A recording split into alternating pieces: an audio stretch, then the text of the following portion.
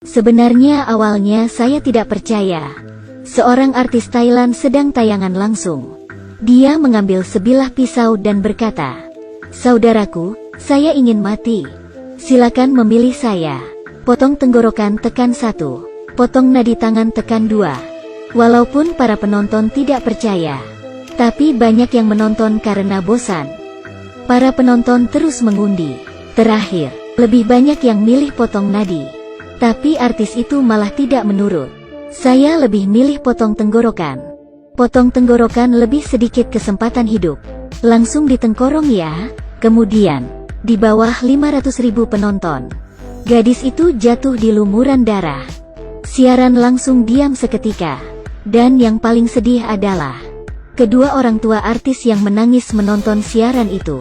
Ada pepatah di internet, para artis yang berpura-pura gila sebenarnya lebih pintar dari orang lain. Kemudian, Jennie bangkit dari lumuran darah. Benar saja, semua itu palsu. Ini adalah drama Jennie dan Nano. Hanya untuk menyingkirkan orang tua Jennie yang menjijikan. Orang tua Jennie tidak pernah bekerja, tapi mengendarai mobil mewah, tinggal di rumah besar.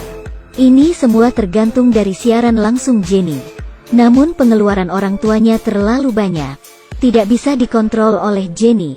Walaupun dia menghasilkan banyak uang, tapi dia tidak pernah menghabiskan uang yang dia hasilkan. Dan orang tua tidak pernah melihat kualitas barang. Asalkan ada bayaran iklan. Bahkan walaupun bisa menyebabkan alergi terhadap kulit, juga memuji produk itu dengan senyuman lebar. Tidak hanya itu, untuk membuat Jennie lebih cantik, orang tua mengontrol diet dia secara ketat. Tidak pernah makan daging. Jennie bisa menahan semua ini. Yang dia tidak tahan adalah malam sebelum ulang tahunnya, dia mendengar percakapan seperti ini dari orang tuanya. "Tidak usah membeli hadiah. Ambil uang untuk membeli lebih banyak penggemar untuk akunnya. Jadi biaya iklan bisa naik lagi." Karena hal itu, membuat Jennie memutuskan untuk keluar dari internet. Dia harap Nano bisa membantunya. Nano dengan senyumnya, "Aku bisa memenuhi keinginanmu. Jadi artis sangat menguntungkan. Tapi menghasilkan uang pasti bahagia." Artis ini setiap hari dipaksa orang tua untuk mempromosi barang. Dan barang itu adalah barang palsu. Hasilkan lebih banyak uang saat Anda masih terkenal. Dia benci hari-hari berakting di dunia online. Saya ingin mati. Dia tidak ingin terus dikontrol oleh orang tua dan penggemarnya. Sehingga dia meminta bantuan teman baiknya untuk berpura-pura mati di tayangan langsung. Dia membohongi semua orang dan berhenti. Seperti yang dia inginkan, berita kematiannya menjadi pencarian teratas. Tak lama kemudian, dia bisa benar-benar dilupakan oleh internet. Jennie akhirnya bisa menjadi dirinya sendiri.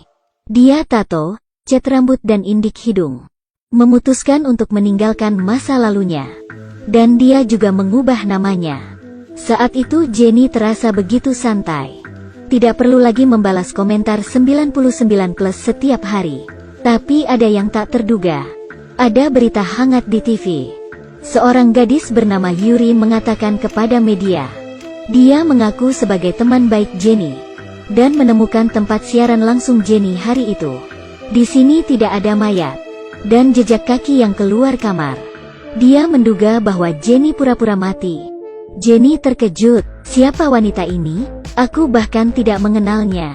Teman baik palsu berkata, "Jennie adalah orang yang hidup dengan ceria. Mana mungkin dia bunuh diri? Pasti ada orang yang berada di belakang layar." Mendengar semua ini, teman baik asli, Nano, mengeluarkan senyuman aneh.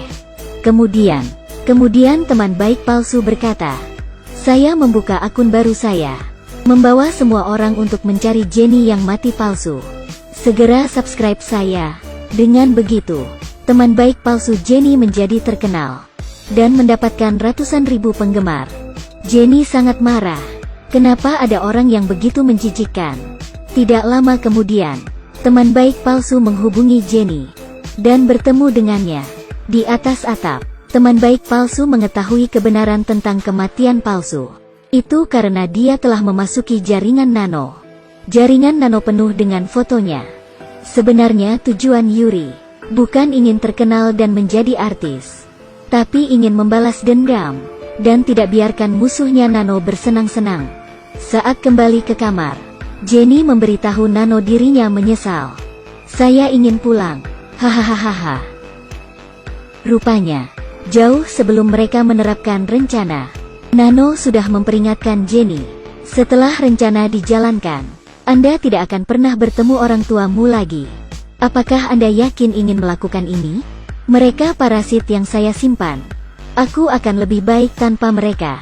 Jenny sangat kesal. Dia menyesal meninggalkan rumah. Menyesal mendengarkan Nano. Dan itulah yang Yuri ingin lihat. Saat Nano tertidur, Jenny mengikuti instruksi Yuri dan menusuk pisau ke Nano. Kemudian memalsukan tanda pertarungan di lokasi, menggambarkan luka di tubuhnya. Berpura-pura dia sedang membela diri. Dan apa yang Jenny tidak tahu adalah, ketika dia melarikan diri dari hotel, Nano membuka matanya lagi. Jenny sambil melarikan diri sambil tandyangan langsung, berpura-pura kasihan, dan berkata bahwa kematian palsu sebelumnya dipaksa oleh Nano. Yuri juga di sampingnya dan berkata ya. Tapi sangat aneh. Penonton dalam siaran langsung terus berkata, pembohong besar, Jenny yang sebenarnya sudah lama kembali. Ya, hanya beberapa menit yang lalu. Akun asli Jenny sudah mulai tayangan langsung. Halo semua, saya Jenny. Tampaknya pengkhianatan Jenny membuat marah Putri Setan. Nano sudah menggunakan kekuatannya, mereset memori ingatan semua orang. Ketika Jenny bergegas pulang, dia menemukan Nano sedang makan dengan orang tuanya. Mereka dengan penuh kasih memanggil Nano sebagai putri. Untuk Jenny orang luar yang tiba-tiba masuk, merasa sangat jijik. Jenny sudah tidak tahan lagi. Dia menangis dan menanyai orang tuanya. Kenapa tidak ingat dia lagi? Nano tersenyum dengan sarkastik. Kau tidak ingat apa yang kau katakan sendiri. Mengapa orang lain harus mengingatmu? Pada saat itu, Jen tidak bisa berdebat. Dia akhirnya mengerti betapa sakitnya dilupain oleh orang. Sirene terdengar di luar pintu. Sejumlah besar media telah tiba. Jenny ingin melarikan diri, tetapi tertangkap secara langsung. Tidak peduli bagaimana dia menjelaskan kepada kamera, dia adalah Jenny. Masih tidak ada yang percaya padanya. Sebelum dia pergi, dia bertanya ke Nano, apakah ada kesalahan keterlaluan yang saya buat? Apakah Anda perlu melakukan ini padaku? Tugas lain telah selesai. Tapi kali ini Nano tidak senyum seperti biasanya. Sebaliknya, dia terdiam. Apakah pertanyaan Jenny itu membuat Putri Setan mulai mempertanyakan dirinya sendiri tentang kebaikan dan kejahatan di dunia? Selanjutnya, cerita seperti apa yang akan terjadi padanya? Baiklah, aturan lama. Jika masih ingin mendengarkan cerita Nano, jangan lupa like dan subscribe ya. Terima kasih sudah menonton. Sampai ketemu lagi. Bye-bye.